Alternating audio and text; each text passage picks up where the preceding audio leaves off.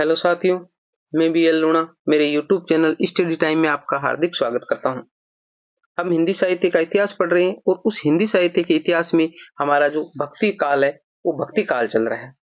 उस भक्ति काल की दो शाखाएं थी, एक राम काव्य धारा और एक कृष्ण काव्य धारा। तो हमने जो कृष्ण काव्य धारा है उस कृष्ण काव्य धारा के बारे में पढ़ लिया है। इससे आगे जो है वो हम राम काव्य धारा पढ़ेंगे। उस राम काव्य धारा पढ़ने से पहले कुछ संप्रदाय है जिन जो कृष्ण काव्य धारा से संबंधित है, इनसे संबंधित क्वेश्चन एग्जाम में पूछे जाते हैं। तो उन संप्रदायों के बारे में हम कुछ अध्ययन कर लेते हैं।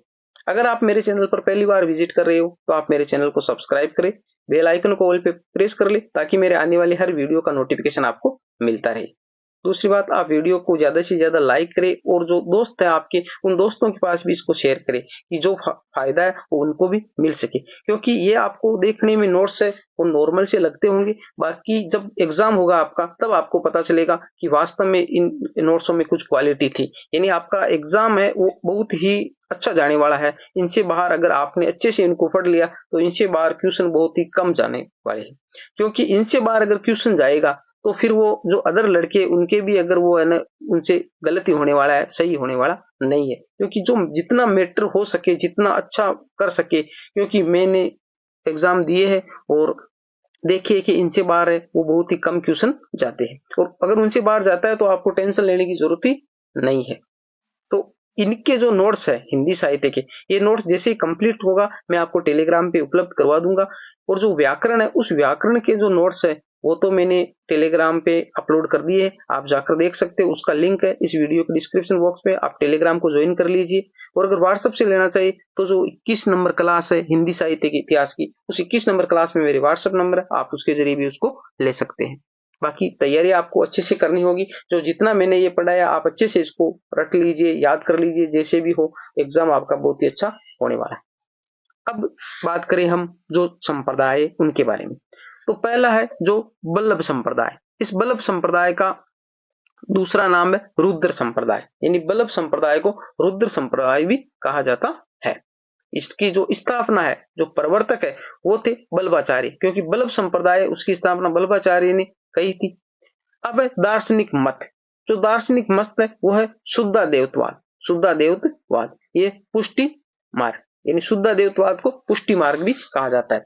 अब मैंने आपको जो पीछे पढ़ाया था उस टाइम में आपको एक सूत्र बताया था सरामनिविच, स रा मैं नी विच, सरामनी विच, इस प्रकार का एक सूत्र बताया था आपको याद करने के लिए। जो ये संप्रदाय जिसे जो मत जो दार्शनिक मत है ये मत किस किसने दिए थे, तो मैंने एक सूत्र बताया था सरामनी विच। इसमें क्या हो मैंने बताया था अद्वैतवाद है, देवत्वाद। उसके बाद में बताया था विशिष्टाद्वैतवाद, विशिष्टाद्वैतवाद, देवत्वाद। फिर बताया था देवत्वाद, देवत्वाद। फिर बताया था देवता देवत्वाद, देवता देवत्वाद। ठीक है, इस प्रकार का मैंने आपको सूत्र बताया था। अद्वैतवाद, विशिष्टाद्वैतवाद, देवत्वाद, देवता देवत्वाद, शुद्ध देवत्वाद। फिर बताया था शुद्ध देवत्वाद, शुद्ध देवत्वाद। और फिर बताया था वो अचिंत्य भेदाभेदवाद, अचिंत्य भेदाभेदवाद, भेदाभेदवाद। ये जो सूत्र मैंने आपको ये जो दर्शन थे वो बताया था। यानी अद्वैतवाद हो गया, विशिष्ट अद्वैतवाद हो गया, देवता देवत्वाद हो गया, सॉरी देवत्वाद हो गया, देवता देवत्वाद हो गया, शुद्ध देवत्वाद हो गया, अचिंत्य भेदाभेदवाद हो गया। ये जो 6 दार्शनिक मत थे मैंने आपको बताया था। इसके लिए मैंने एक सूत्र बताया था सरामनी विच। अब आपको इसको याद कैसे करना है, याद ऐसे करना है जैसे पहले हमें जैसे क ख ग होते तो हमारे पहले जैसे स्वर आते और फिर व्यंजन आते। ठीक है, तो पहले स्वर का मतलब ए आ गया, ए आ गया, तो ऐसे हमारे ए आ ई। ठीक है, तो अद्वैतवाद पहले आएगा, अद्वैतवाद पहले आएगा। फिर हमारे व्यंजन आते तो व्यंजन से हो गया विशिष्ट देवत्वाद, विशिष्ट देवत्वाद।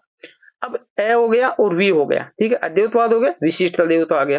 3 नंबर पे देवत्वाद, देवत्वाद हो गया, फिर देवत के डबल हो गया देवता देवत्वाद। ठीक है, तो ये आ गया। उसके बाद में शुद्ध देवत्वाद और फिर अचिंत्य भेदाभेदवाद। आपको यहाँ कंफ्यूजन कुछ भी नहीं होगा, थोड़ा सा आप इस पर दिमाग लगाओ आपको ये याद हो जाएंगे। ये आपको 6 क्रम से याद हो जाए।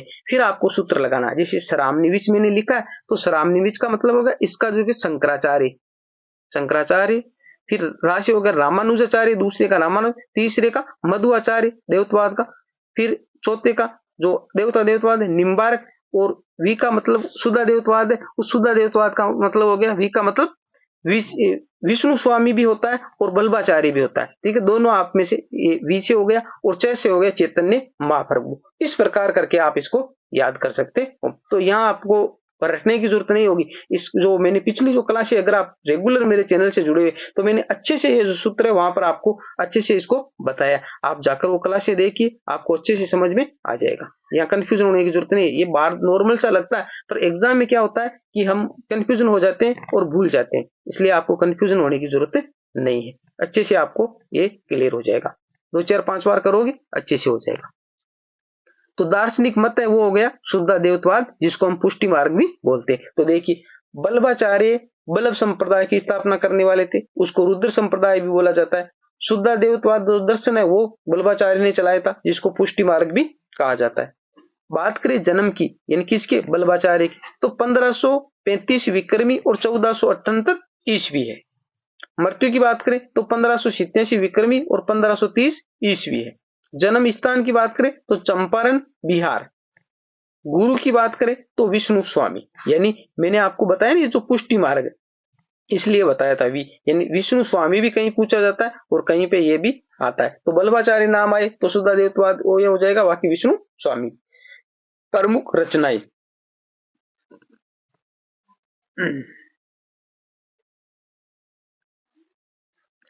प्रमुख रचनाओं की बात करें तो महत्वपूर्ण रचनाएं एक अणुभाष्य जो अधूरा ग्रंथ है। पूछा जा सकता है कि बल्लभाचार्य का अधूरा ग्रंथ है, तो अणुभाष्य वो क्या है, अधूरा है। सुबोधिनी टीका, तत्व दीप निबंध, श्रृंगारस मंडन, विद्वन मंडल, पूर्व मीमांसा भाष्य। तो ये जो महत्वपूर्ण जो ग्रंथ है बल्लभाचार्य जी। श्रीमद् भागवत सूक्ष्म टीका ये भी है। राजस्थान में इस संप्रदाय की मुख्य पीठ, यानी जो राजस्थान है हमारा, उस राजस्थान में इनकी जो मुख्य पीठ है वो सिहाड़ा जो हमारे नाथद्वारा में पड़ता है। यानी बल्लभ संप्रदाय की जो मुख्य पीठ है हमारे राजस्थान में, जो सिहाड़ा नाथद्वारा वहां पर है। बल्लभाचार्य ने अपनी पुष्टि भक्ति तक पहुंचने के 3 मार्ग बताए। यानी बल्लभाचार्य ने जो पुष्टि भक्ति है वहां तक पहुंचने के लिए हमारे को 3 मार्ग बताए। कौन कौन से, एक होता मर्यादा मार्ग, एक होता प्रवाह मार्ग और तीसरा होता पुष्टि मार्ग। तो ये 3 मार्ग है वो बल्लभाचार्य जी ने बताए थे। तो ये जो बल्लभाचार्य से संबंधित जो महत्वपूर्ण जो पॉइंट थे मैंने आपको यहाँ पर बताए। अब बात करें निम्बार्क संप्रदाय की।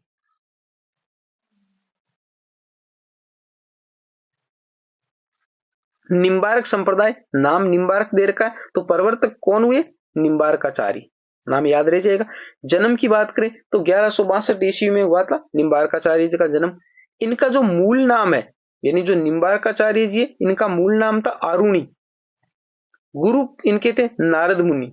निम्बार्काचार्य के गुरु थे नारद मुनि। दार्शनिक मत की बात करें तो दार्शनिक मत था देवता देवत्ववाद या भेदा भेदवाद। तो ये जो देवता देवत्ववाद, तो याद रह जाएगा, जैसे देवत में डबल आ रहा है, देव देव और भेद डबल आ रहा है, तो देवता देवत्ववाद या भेदा भेदवाद एक ही बात है।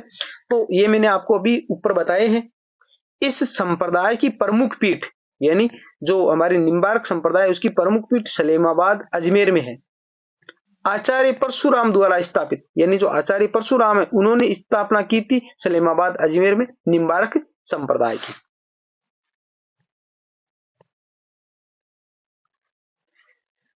आगे निम्बार्काचार्य को भगवान कृष्ण के सुदर्शन चक्र का अवतार मानते हैं। यानी जो निम्बार्काचार्य जी थे जो निम्बार्क संप्रदाय की स्थापना करने वाले। तो निम्बार्क, देखो यहाँ पर आपको कंफ्यूजन नहीं होना है, निम्बार्क संप्रदाय की स्थापना निम्बार्काचार्य ने की थी। निम्बार्क संप्रदाय की स्थापना किसने की थी, निम्बार्काचार्य ने की थी। और जो निम्बार्क संप्रदाय की जो स्थापना सलेमाबाद अजमेर में करने वाले थे वो थे परशुराम।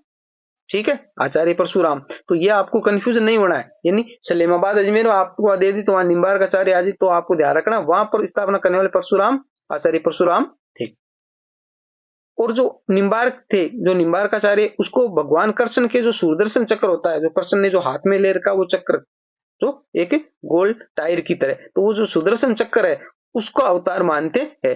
राधा कृष्ण के युगल रूप की उपासना, यानी जहां सलेमाबाद अजमेर में जो निम्बार्क संप्रदाय की स्थापना की गई है, वहां है राधा और कृष्ण की जो युगल रूप में, दोनों की जोड़े के रूप में उपासना या पूजा पाठ किया जाता है। इस संप्रदाय के सर्वप्रथम उपदेष्टा आचार्य हंस भगवान माने जाते हैं। यानी इस संप्रदाय के सर्वप्रथम उपदेष्टा कौन माने जाते हैं? आचार्य भगवान हंस। आगे देखिए, फिर है राधा वल्लभ संप्रदाय, यानी आगे जो है वो राधा वल्लभ संप्रदाय। प्रवर्तक की बात करें तो स्वामी हित हरिवंश गोस्वामी, यानी राधा वल्लभ संप्रदाय, उसके जो प्रवर्तक है स्वामी हित हरिवंश गोस्वामी है। 1502 से 1573 ईस्वी, यानी इसका जो मृत्यु और जो जन्म डेट है वो है। तो 1502 में इनका जन्म हुआ था और 1573 ईस्वी में इनकी मृत्यु हुई थी। इस संप्रदाय में मूर्तियां नहीं होती है, यानी जो राधा वल्लभ संप्रदाय है, इस संप्रदाय में क्या है? मूर्तियां नहीं होती है। स्वर्ण पत्र, यानी सोने का एक पत्ता होता है, पर श्री राधा अंकित होता है, उस पर श्री राधा लिखा होता है और उसकी ही पूजा की जाती है। तो ये जो राधा वल्लभी संप्रदाय था। फिर 4 नंबर पे सखी संप्रदाय, उसका हरिदास संप्रदाय। तो देखिए राधा वल्लभ संप्रदाय, उसका जो प्रवर्तक है वो हित हरिवंश गोस्वामी, हित हरिवंश गोस्वामी। और जो सखी संप्रदाय उसका हरिदासी, इसको सॉरी हरिदासी संप्रदाय भी बोला जाता है। वो हरिदास जी इसके प्रवर्तक थे। जो प्रवर्तक है वो कौन थे? स्वामी हरिदास। तो इसलिए इसको हरिदासी संप्रदाय भी बोला जाता है और सखी संप्रदाय भी बोला जाता है। 1478 में इनका जन्म हुआ था और 1573 ईस्वी में इनकी मृत्यु हुई थी। मिश्र बंधुओं ने इसे टट्टी संप्रदाय कहा है। मोस्ट एग्जाम में पूछा गया क्वेश्चन है, ठीक है, तो आपको याद रखना है। यानी जो सखी संप्रदाय है, जिसको हरिदासी संप्रदाय भी बोला जाता है, और उसकी स्थापना स्वामी हरिदास ने की थी। तो इसको जो मिश्र बंधु है, मिश्र बंधु जो बंधु है, हम पढ़ के आए, जो मिश्र बंधुओं ने इसको टट्टी संप्रदाय कहा है। किसको? हरिदासी संप्रदाय को।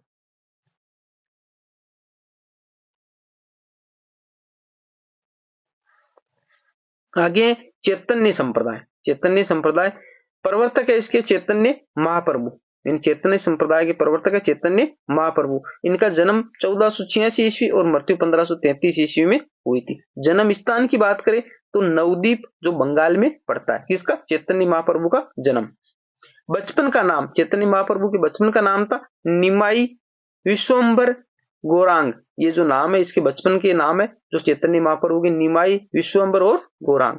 दार्शनिक सिद्धांत की बात करें तो अचिंत्य भेदा भेदवाद, जो मैंने अभी ऊपर आपको बता दिया था। प्रमुख ग्रंथ इनका गोविंद भाष्य। और दीक्षा गुरु, यानी जिन्होंने इन्होंने दीक्षा ली थी, वो थे केशव भारती। तो चैतन्य महाप्रभु के दीक्षा गुरु थे केशव भारती। तो ये जो कुछ संप्रदाय थे जिनके बारे में मैंने आपको बताया। उम्मीद करता हूं ये क्लास आपको अच्छी लगी होगी। अगर अच्छी लगी तो लाइक, शेयर एंड सब्सक्राइब करें। मिलते हैं अगली वीडियो में, तब तक के लिए जय भीम, जय भारत।